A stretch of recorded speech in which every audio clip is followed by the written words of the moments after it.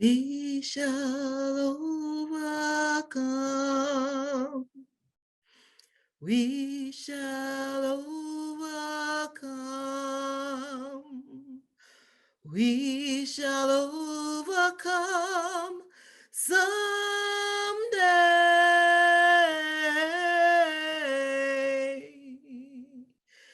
Deep in our hearts, we do believe we shall overcome someday.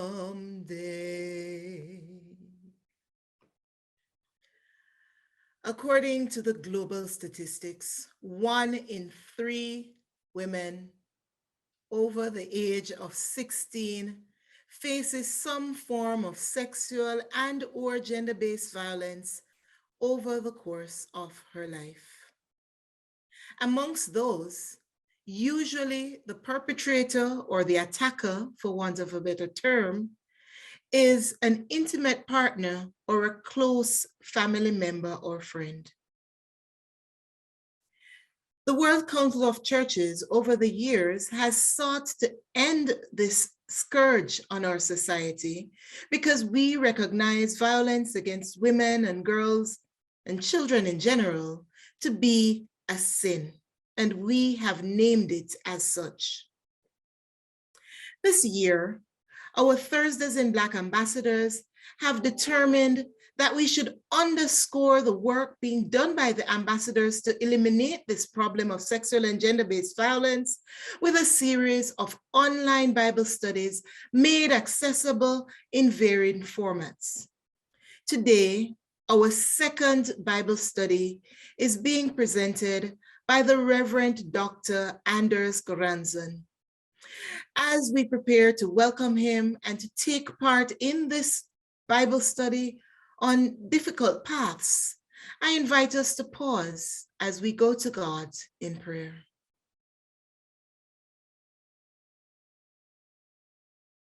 Daily, O God, we are inundated with stories of men, women, children, vulnerable people being attacked, being abused, being exploited in different ways.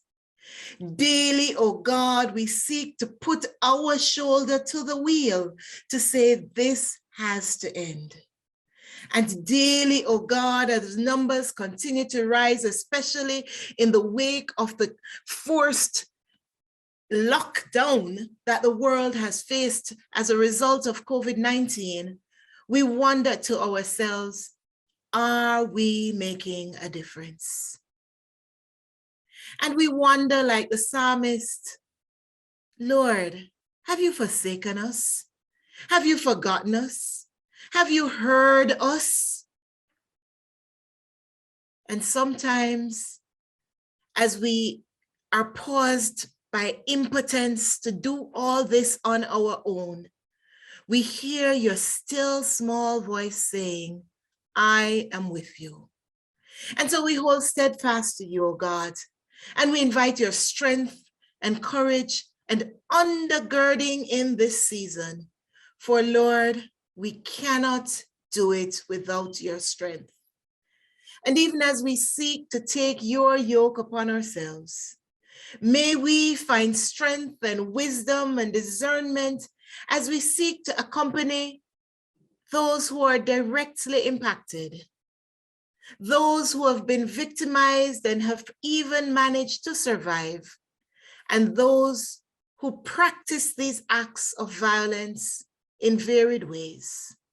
Bless us in this study, and for those who are on their way, we ask that you would hasten them along this journey as we seek to talk about and to be partners on this difficult path of ending sexual and gender-based violence.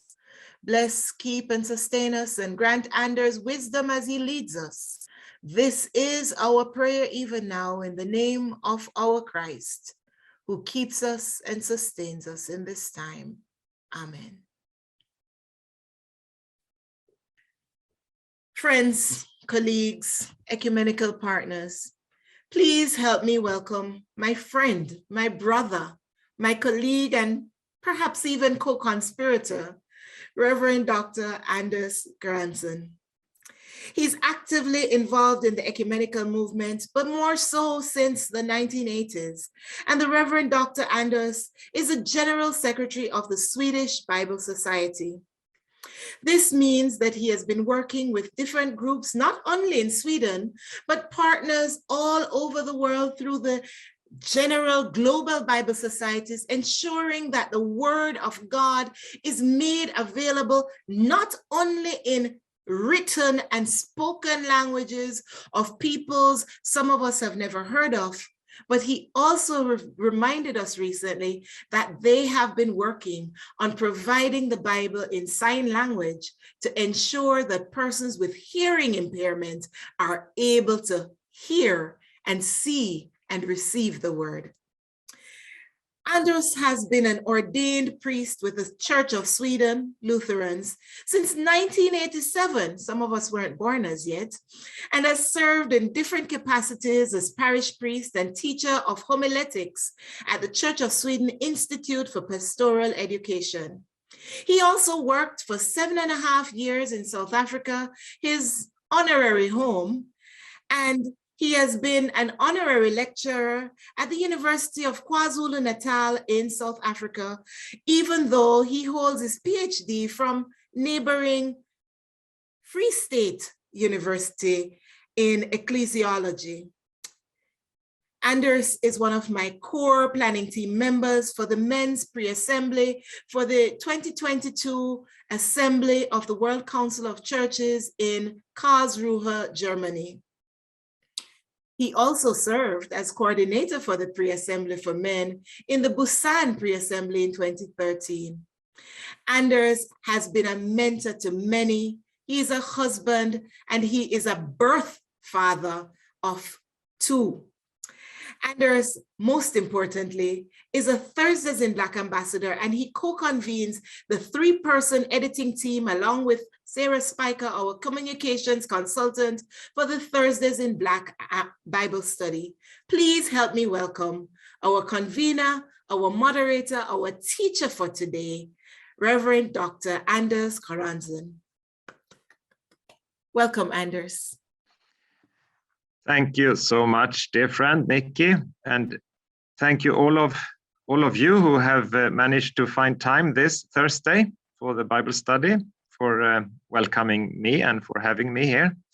I look forward to our conversation and our sharing of experiences from our lived lives, as well as how we read the Bible together and what we find through the Bible text. I want to go directly to the text that I have chosen for this Bible study. And I would ask if someone could volunteer to read the text in English. We have that on the screen. And then if we could have a second voice with somebody who reads the text in another language, and that could really be any language that is spoken on this globe. So do I have a volunteer for the English reading? I would be happy to. This is Thank Diana. you. Diana, thank you so much. And please read the text to us. Matthew 16, verses 21 through 23. From that time on, Jesus began to show his disciples that he must go to Jerusalem and undergo great suffering at the hands of the elders and the chief priests and scribes, and be killed, and on the 3rd day be raised. And Peter took him aside and began to rebuke him, saying, God forbid it, Lord. This must never happen to you. But he turned and said to Peter, Get behind me, Satan. You are a stumbling block to me, for you are setting your mind not on divine things, but on human things. The word of the Lord. Thanks be to God. Thanks be to God, and thank you, Diana. Then I would really ask someone to read it also in another language, because that will help us to hear different different words, those we understand or those we don't understand. Adriana, please. Yes, I'm going to read it in Spanish. Desde entonces comenzó Jesús a declarar a sus discípulos que le era necesario ir a Jerusalén y padecer mucho de los ancianos y los principales sacerdotes y de los escribas y ser muerto y resucitar al tercer día.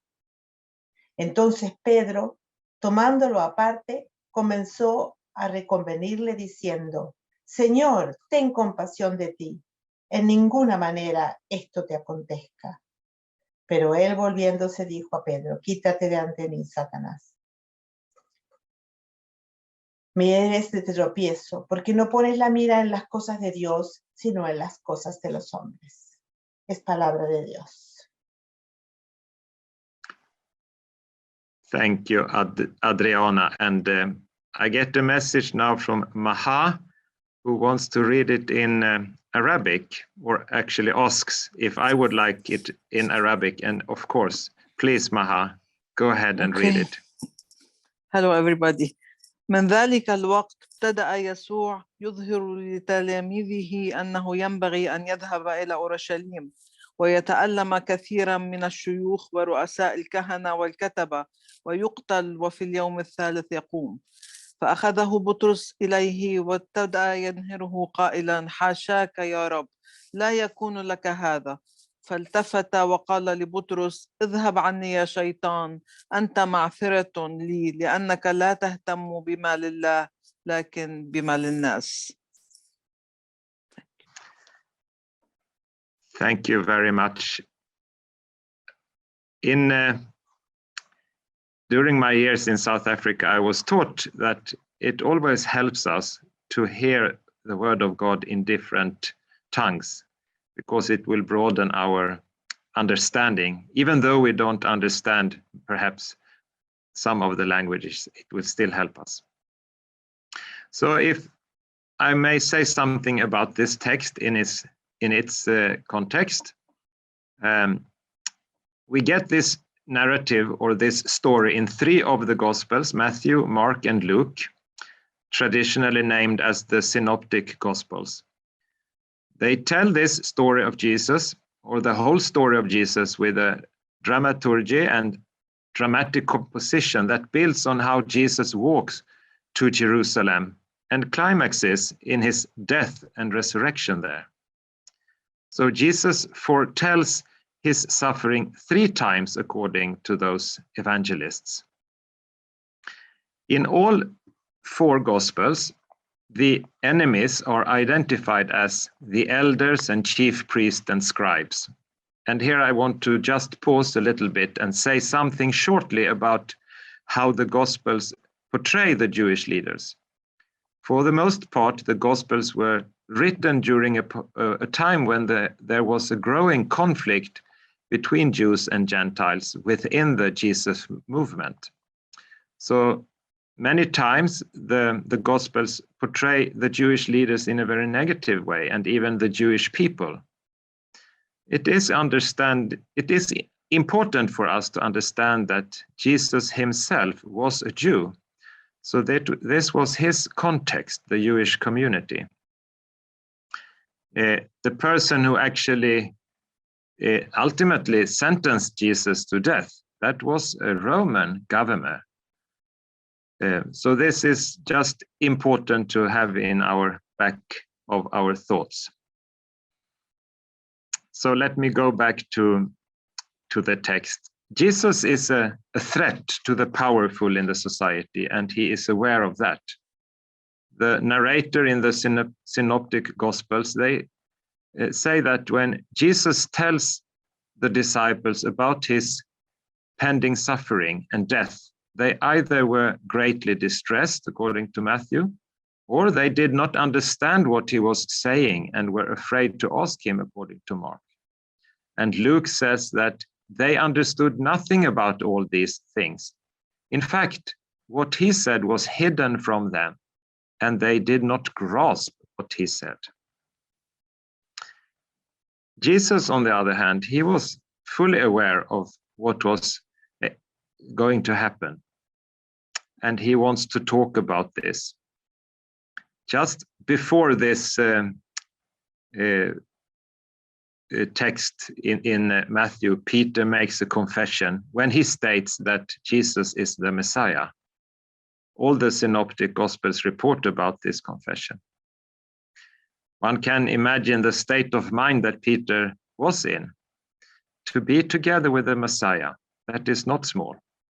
And then suddenly the scene is dramatically changed. Jesus predicts his death. It is not strange that this causes distress and even raises several questions amongst the disciples. And the only one who tries to intervene is Peter, the leader of the disciples. And when he does, he gets a harsh reprimand from Jesus. I don't know about you, but personally I can sympathize with Peter. It seems as if he wants to protect Jesus. So one question is, why does Jesus reject his help, and why is Jesus so dismissive? One suggestion is that Jesus himself feels an uncertainty and reacts when Peter does not listen to him, but rather wants to stop him from following his calling. Jesus is a human being, 100%, and needs support from those close to him. He does not need for Peter to question his decision that he is now approaching the city. He needs Peter's support, but he gets something else. It is also clear that Jesus is convinced that he has a calling, a path he must follow. This clarity is evident not only in this passage, but also in the Garden of Gethsemane, where Jesus is determined to follow the road set before him, although he is filled with anxiety. So now, what does this have to do with gender equality and gender-based violence? We, like Peter and the other disciples, we also experience sudden shifts in life. Life can be good and safe, and we are filled with gratitude. Then, without warning, things change, and we find ourselves in the deep end. Every person goes through this, more or less. It is a part of human life, and it happens from an early age. In the context of gender-based violence, women and children often find themselves in situations when trust and security change into mistrust and fear. And I especially thought of that when I read about Jesus and his path to Jerusalem, knowing that so many women and young women on this earth have problems to find safe and secure paths. One example is when they travel from home to school or work, or back to home. Depending on their context, they must consider which route is safe to take. Just like Jesus is aware of the threats that are present when he approaches Jerusalem, many women and children in our world know when they are in unsafe environments. It can happen in daylight and even more in the dark of night. Jesus had a task to fulfill. He was not prepared to change plans because there was a threat. In fact, many women and children are forced to change plans because of threats that surround them. There are many girls who cannot attend school because of this. Some young people decide to stay at home during late afternoon or evening in parts of the world where activities are offered at these times because it is not safe to go out. Yet we also have to remember that violence and sexual abuse also is a reality in many homes. And as Nikki mentioned in the introduction, this time of COVID-19 with all its restrictions and lockdowns, it can actually be that a home is not the safe place. It is actually the place where violence takes place. This is the case more often for girls than for boys, even if it also happens to young boys. And as I said, more so in times of pandemic restrictions and lockdowns.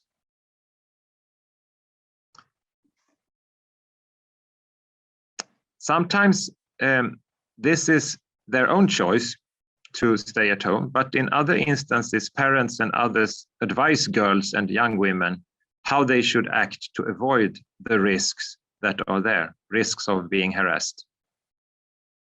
This advice may have to do with how they dress, but also with which path they literally walk. Such advice is very problematic since they often puts blame on the victim. So it's not unusual for girls who have been molested or harassed or even raped that somebody asks, why were you there? Why were you in that neighborhood? Or why were you dressed like that? Didn't you understand that this could happen? And then you put the blame on the victim instead of putting the blame where it should be put, namely on the perpetrator. As a parent, I have also own experiences of sometimes restricting, especially my daughters, because I wanted to protect them. And I know that parents do this. But when we as parents want to protect our children, we also restrict their freedom. If one is honest as a parent, one must admit that there are different rules for sons and daughters in many cultures. Again, parents make a decision in order to protect their children, but the result is that the children are harmed. I don't say that this is easy. It is something that we can share in the breakout rooms, I hope. The problem does not lie with women and children. The problem is often structural. Men are often, not always, but in most cases, the perpetrators of harassment and violence against girls and women. So it has to do with gender roles. And society does not often prioritize the creation of safe neighborhoods for all. Sometimes people with authority, like politicians, recommend that people in unsafe areas stay at home. Presumably, this is done out of consideration for these residents, but the result is that some people cannot move as freely as others. A week ago, I met a young woman from Peru. We shared a morning devotion together, and the Bible text that we shared was definitely more problematic than this text because it really spoke about violence against women. And in that context, Andrea from Peru testified about her experience in Lima. She described how dangerous it can be for her and her friends to walk in the neighborhood. When I asked her about it, she said boldly, "Still, we need to be able to go outside. Otherwise, the perpetrators have won." As a parent, I often think back to those years when my son and daughters were young. I can identify with how Peter wants to protect Jesus from harm. I know that I sometimes also try to do that with especially my daughters. But I can also understand that for Jesus, this was not possible because he had something that he needed to do. And I hope now that in our breakout rooms, we can share some thoughts about this Bible text from the perspective of gender-based violence. Before we go out in the breakout rooms, I would give some time for questions and answers, Q&A. And I would also like those of you who are French speakers and follow this with the interpreter, that you could indicate in the chat that you would like a group in French. But as for now, I open up the floor if anyone wants to comment in this bigger group.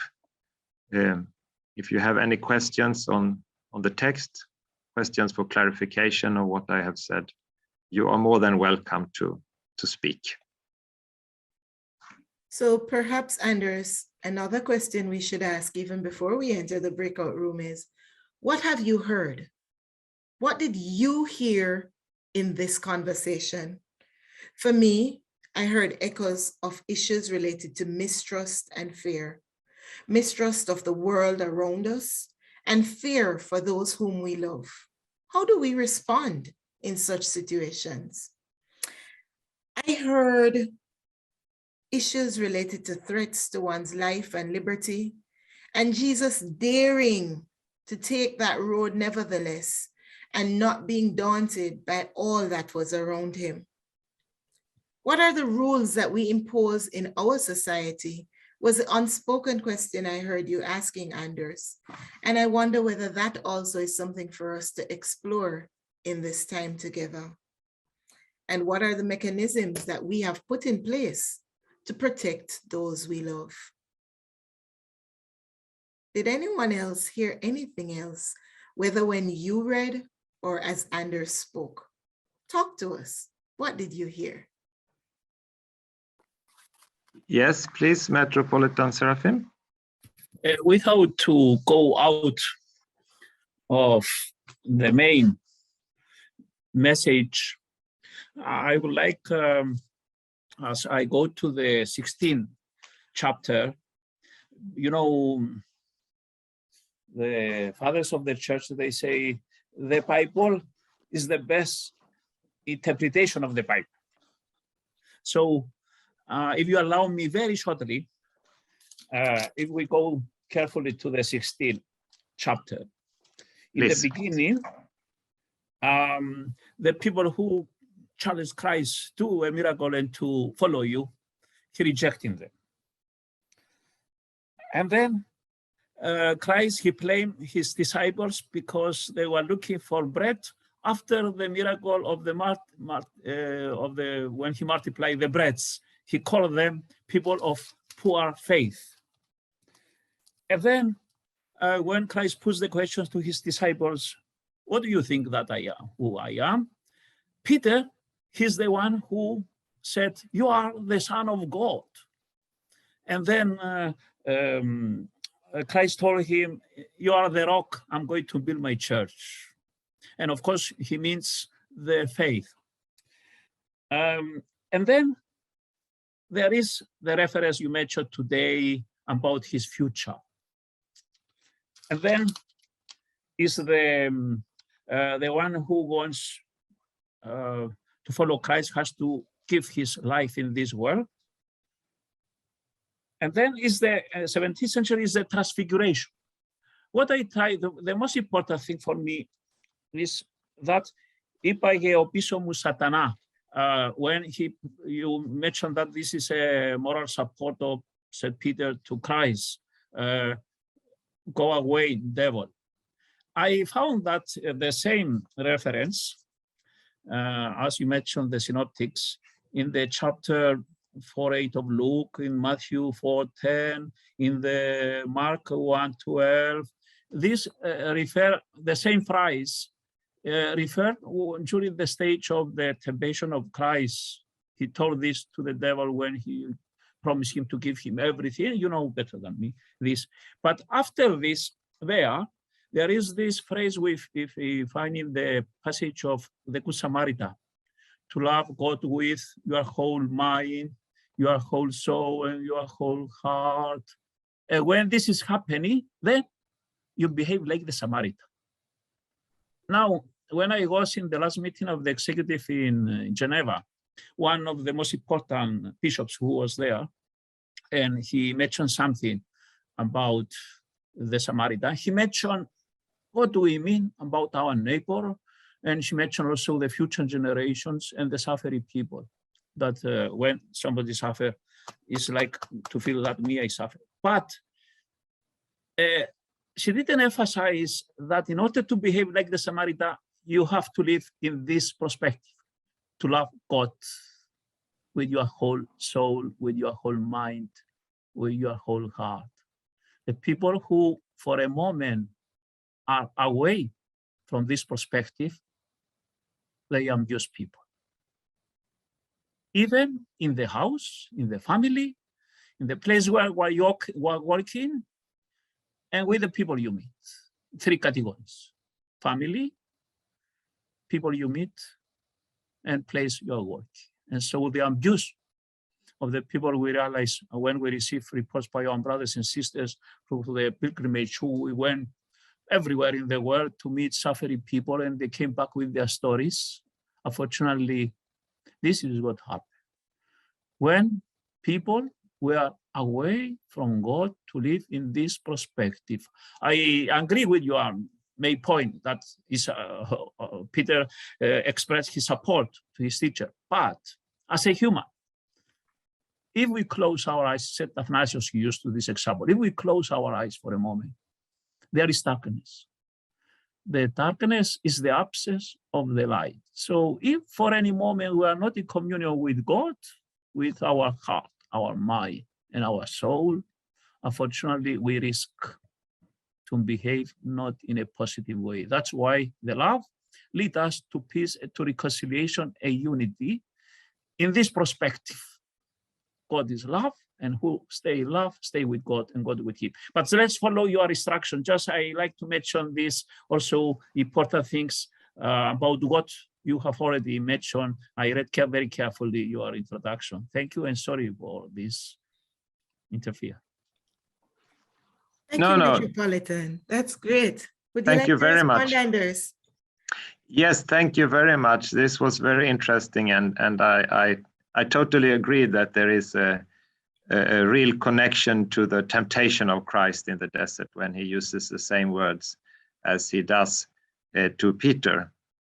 And of course, what we learn from that story is about the great commandment to love God with your whole heart, etc. So I think that is a strong message to all of us, that we should live close to God. That is also what I maybe wanted to say with this interpretation, that when we find ourselves in difficult paths in life, we are close to Christ. There is help to get, there is understanding to get from the Lord himself, because he has been there suffering, and his body has also been harassed and even killed on the cross. So any person who finds himself or herself in that situation can identify with Christ and know for sure that Christ is with that person. Before you go, thank you. Sorry, Anders, I jumped before you. Before you go, there's a question in the chat asking from Adriana, asking Maruti, why do you think it is Peter who is trying to avoid Jesus' suffering? Why is there no reaction from the women who followed Jesus or from the other disciples? Did the others understand something that Peter did not understand? Adriana, would you like to come in and say some more about your question, please? Thank you. My name is Adriana, as you said, and I'm a priest in Church of Sweden, colleague to Anders. And I was thinking that, well, Peter, as in the Bible, sometimes he's quite spontaneous. He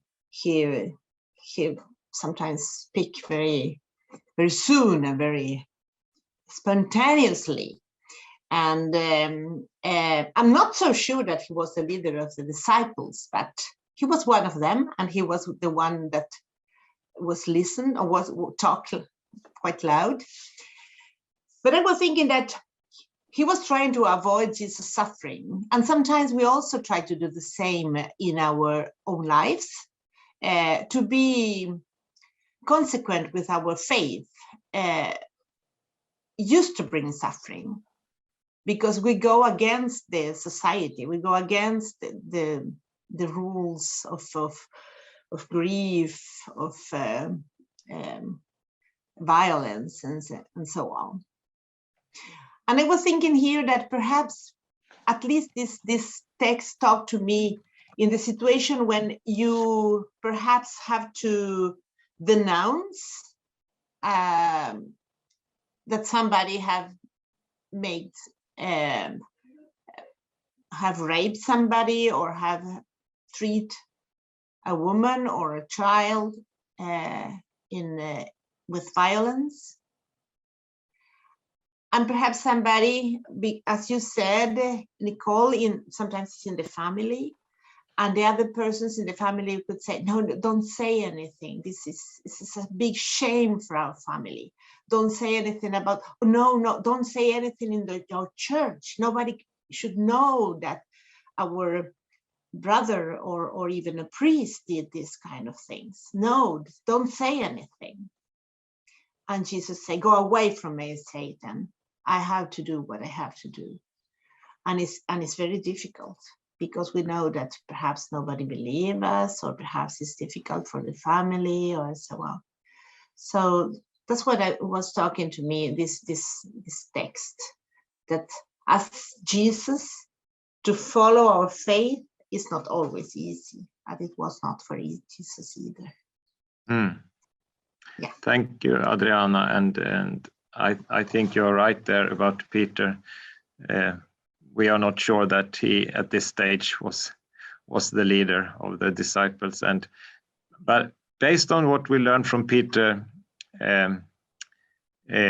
just before the crucifixion, and when Jesus is in the trial, he is very afraid himself. So what I also find with Peter is that when he wants to stop Jesus from taking this path, it is also because he doesn't want to face his own fear. And I think we often do that also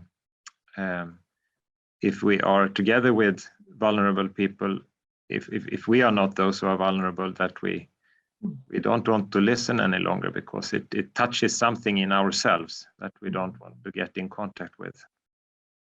So that might be part of what Peter is thinking. Indeed. Yes. I see that Sarah has, oops, before I say that, there's a new message in the chat. Oh, I see Sarah has posted the instructions for the breakout groups. Do you want to say more to us before we go into the breakout groups, Anders, or are you ready for you and I to guide this process? I think that will be fine. We will find us in maybe 2 or 3 groups. I don't know what Sarah has in mind. 2? Unless they're French speakers. If anyone wants French, please indicate that. You can do it directly to Sarah or Nick if you want.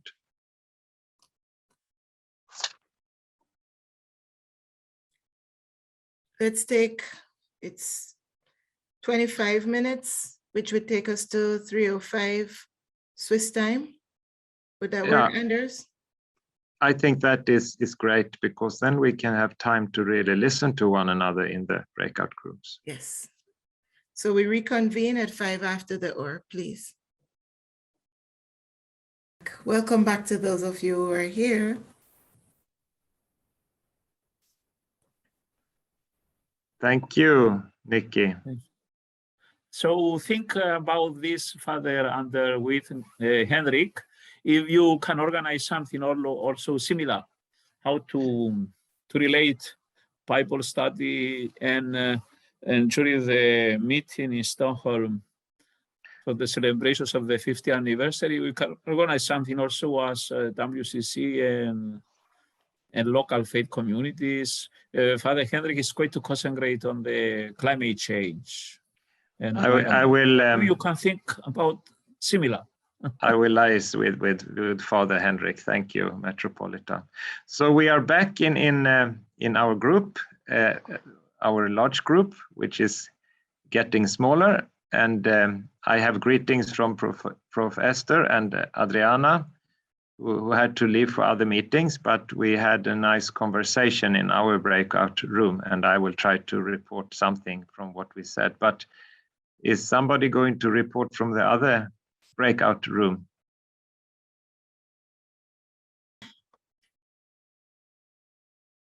Yes, Anders. Diana is ready and raring to report from our group. Let us start with Diana then, please.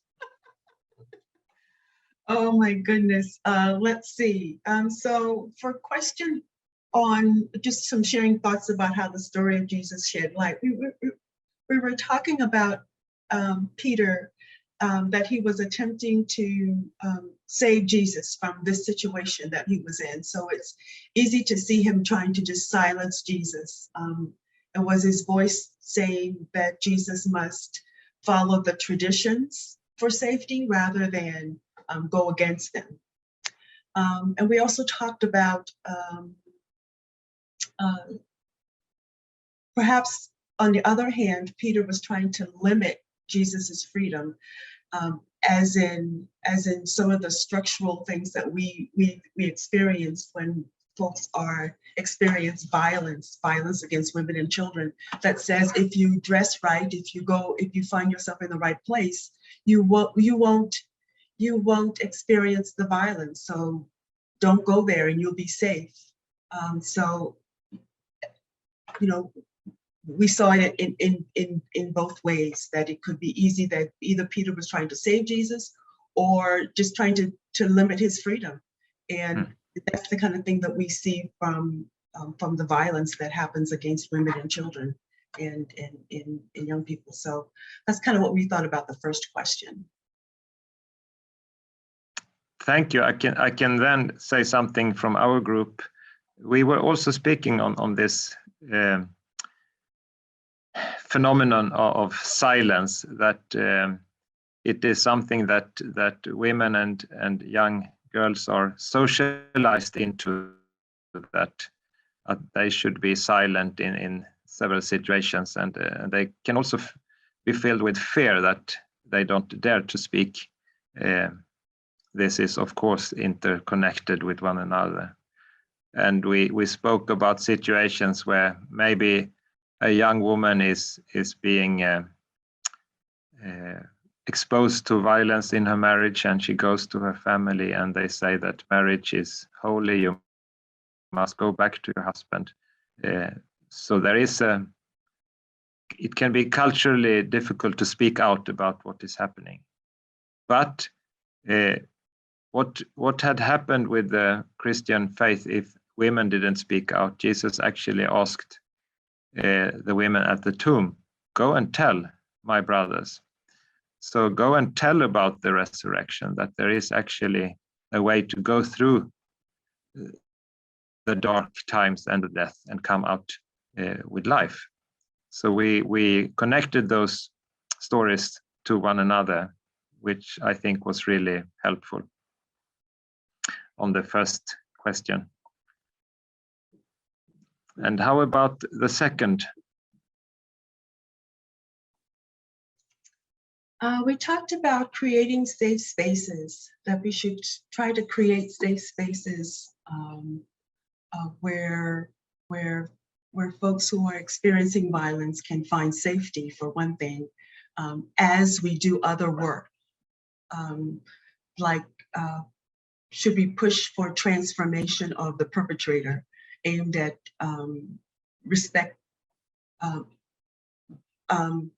push for transformation of the perpetrator, finding ways to help the perpetrator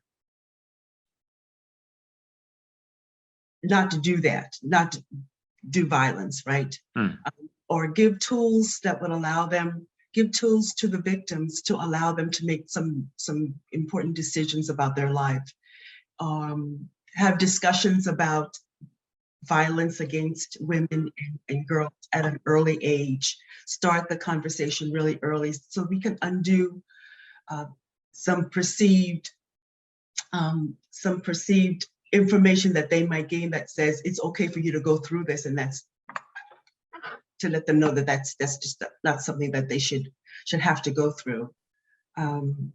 We should change structures and roles to undo centuries of oppression, of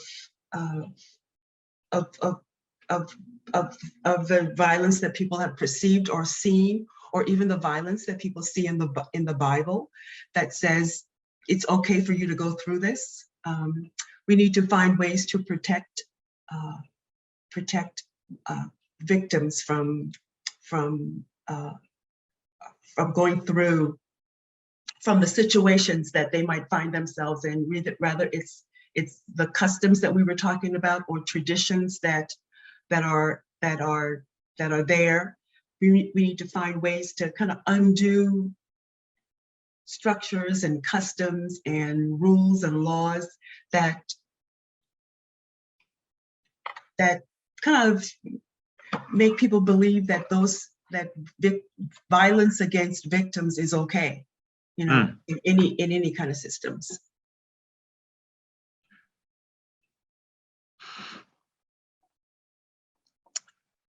In our group, thank you so much. In our group, we spoke about how we can protect one another, especially how we can protect children, and we touched on the situation where we are left sometimes with mothers because fathers are not there.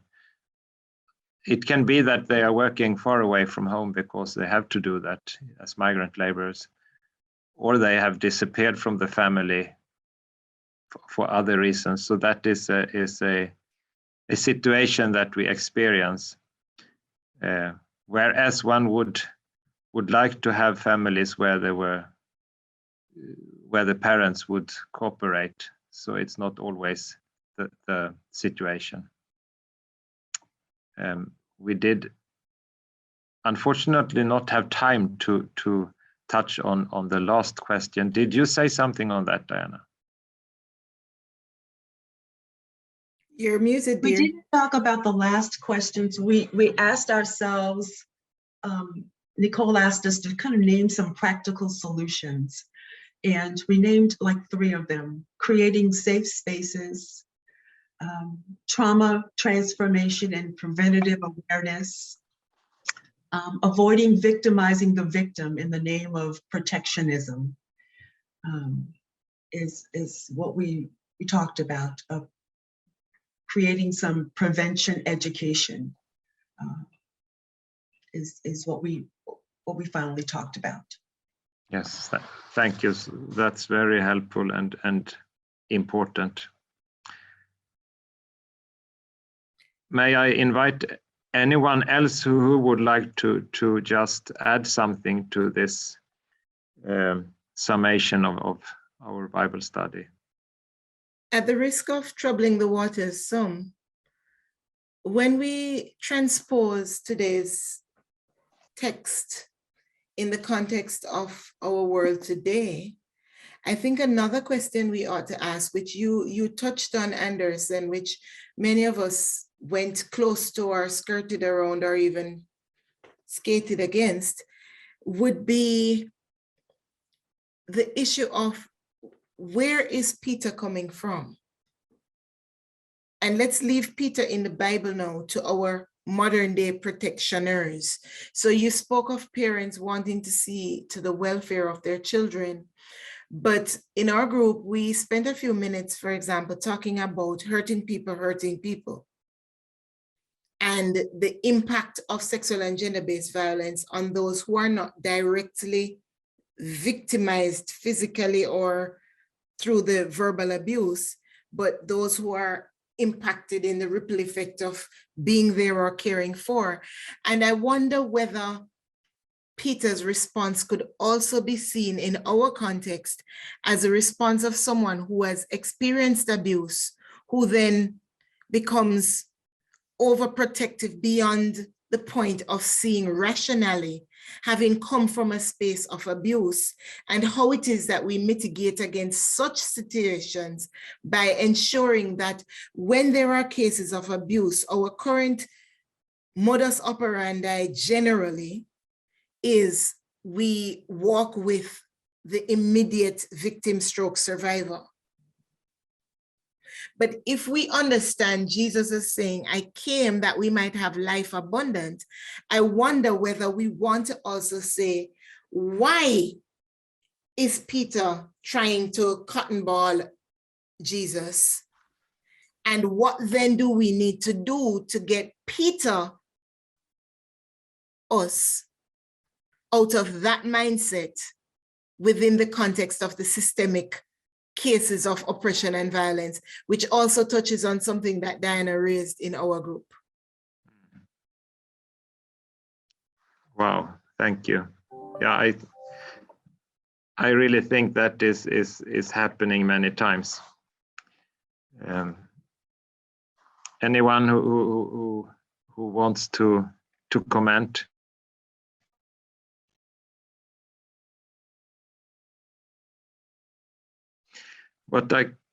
Yes, Nikki.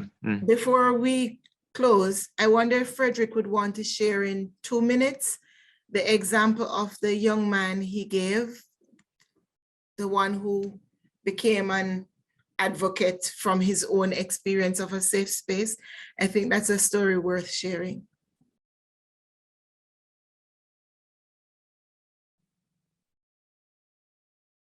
Yeah. You hear me now? Yes.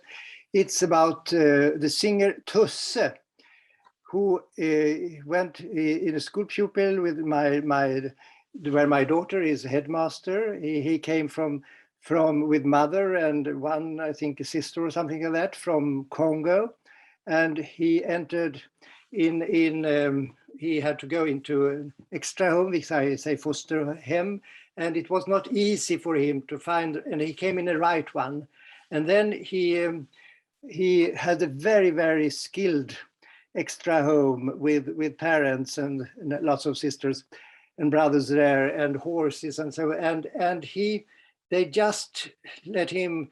He was a very good musician. He trained, was singing in school, in the church, and then he came up to the more competitions for all of Sweden. He won this musical festival went then to Europe. And he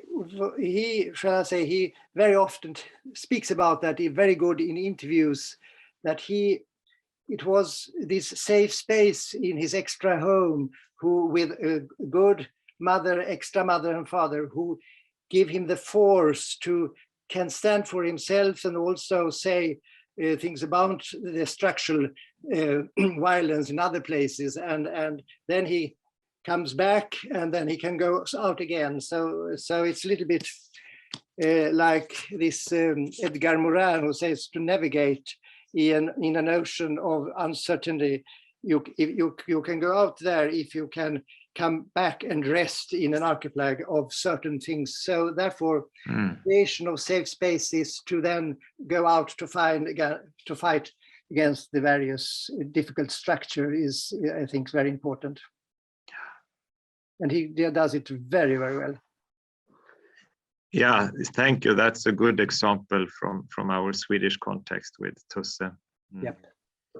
And I think there are so many stories about that, how people find the strength to do what they need to do, because they also have a safe place where they can find that strength. And I have also heard many young people, when they didn't find that at home, they found it maybe in a teacher or a youth leader in church, or somebody else who is a grown up, an adult that was there for them. And I also see that they are quite very good training that in the schools here where we are, not in every place, but in quite a few schools, they are really focusing on that. And that helps quite a bit. Thank you.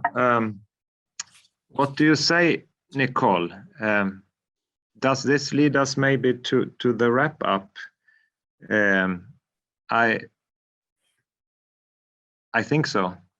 I think so too. Yes, and would you like to do the final prayer, the closing prayer, or should I do that? I think I would love to invite you to do the closing prayer, but before you do, we wish to extend to each of you gathered the opportunity to write your own Thursdays in Black Bible study. And Anders, Karen Georgia Thompson, and Claudia Ben Dixon would be very open to reading what you have and seeing how best we can ensure that it makes publication wise standards for the next round of Bible studies, starting round about February next year. So please, all thoughts on the different texts are welcome. And if you're so inclined, please drop us a line at nicole.ashwood@World Council of Churches, wcc-coe.org. Anders? Thank you so much. And thank you all for having participated in this conversation. I really appreciated it. And I will now, when we leave, I will have some time when I will think back to what I have heard from all of you. Let us turn to our loving God. Let us pray. Our dear loving God, we thank you for talking to us through your Son, Jesus Christ, through the Bible, and through our colleagues. When we listen to one another, you are there. You are giving us broader perspectives on our own lives and on our lives together as a humanity. We like to plead to you that you work within humanity so that we can continue this important struggle towards a world without rape and violence, to build a better world, a more safe environment where young people, where women, where men, where any person can feel safe and can develop and flourish and follow the path that is there for that person to follow. As we leave this Bible study, walk with us when we walk into our different contexts, and be with us and those who are dear to us. We ask this humbly in Jesus' name. Amen. Amen. So thank you so very much, Anders, for leading us in this very engaging and somewhat challenging Bible study. Special thanks to our communications team, in particular, Walter, Sarah, and Albin. And special thanks to our interpretation team, led by Christina,